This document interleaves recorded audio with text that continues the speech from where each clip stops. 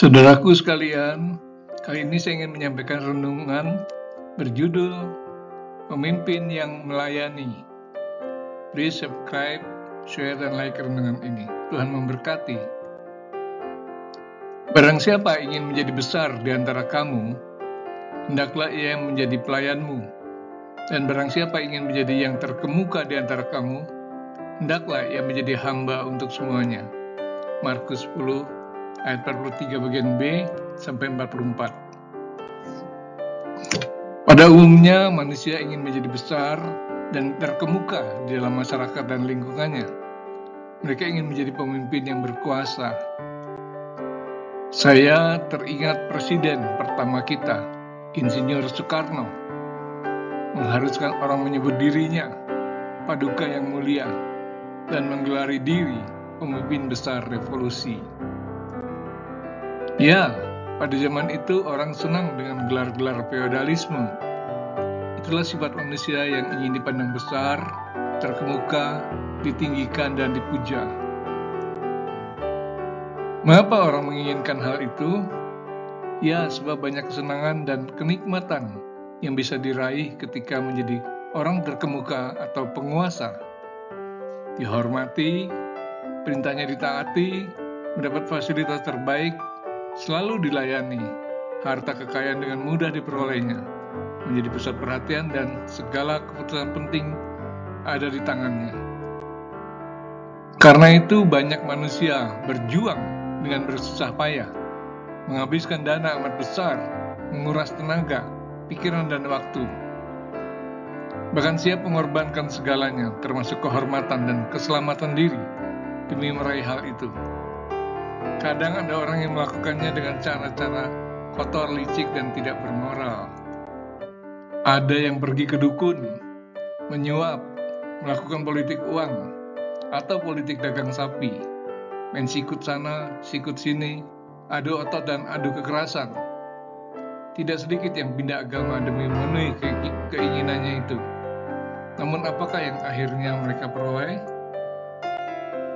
Dalam banyak peristiwa, ternyata kekuasaan yang diperoleh dengan cara-cara jahat hanyalah ibarat fata morgana di padang gurun gersang.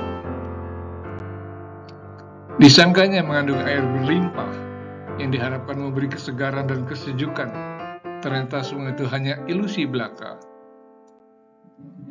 Ketika tiba di tujuan, yang mereka jumpai hanyalah kekeringan yang jauh lebih menyakitkan. Sejarah dunia mencatat keadaan manusia yang haus kekuasaan dan bersedia melakukan tindakan kejam apa saja demi meraihnya. Misalnya Kaisar Prancis Napoleon Bonaparte dan diktator Jerman Hitler. Mereka berusaha meraih kekuasaan dengan cara kekerasan dan pembunuhan. Apa yang mereka peroleh?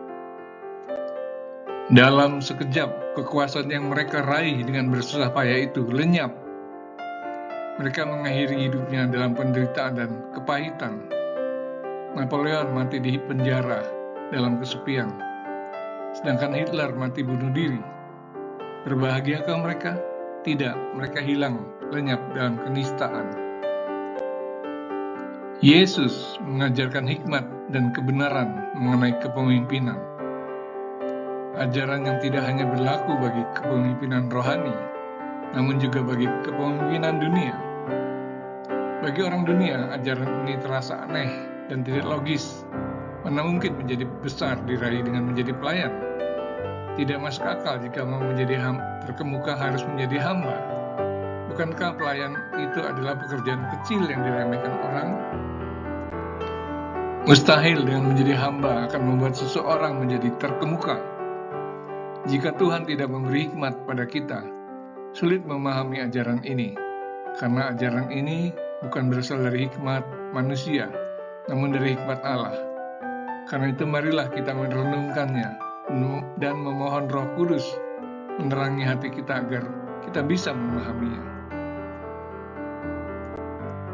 Dalam ayat itu, Yesus tidak mengajarkan kita untuk menjadi hamba dalam pengertian hurufiah, namun berkenaan dengan karakter yang seharusnya dimiliki seorang pemimpin. Apakah pemimpin yang berkuasa, tapi berkarakter sombong, otoriter, arogan, tidak mau mendengar pendapat orang lain, suka menindas, dan bersikap bos, disukai orang? Mungkin orang patuh padanya, karena takut dengan kekuasaannya. Tetapi ketika penguasa itu kehilangan kekuasaannya, orang akan menjauhinya dan tidak lagi ada rasa hormat pada dirinya. Penguasa sombong seperti itu pasti tidak akan menjadi besar atau terkemuka. Sebaliknya akan dikenang sebagai orang yang memuakkan. Jadi pemimpin yang berjiwa melayani, menghargai atasan dan bawahan, santun dan murah hati, itulah pemimpin yang berjiwa pelayan dan hamba. Pasti setiap orang menyukainya, kecuali mereka yang iri hati dan berhati jahat. Atasan dan bawahan akan menyukai dan menghormatinya.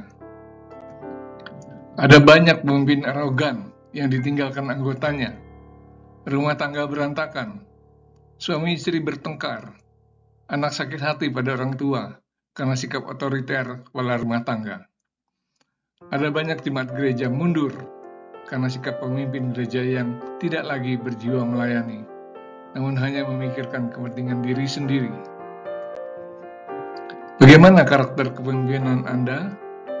Apakah minta dilayani atau melayani? Apakah memimpin dengan penuh dedikasi, tanggung jawab, dan kasih?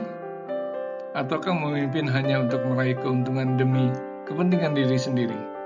Ikutilah ajaran Yesus. Anda pasti berhasil. Demikian firman Tuhan.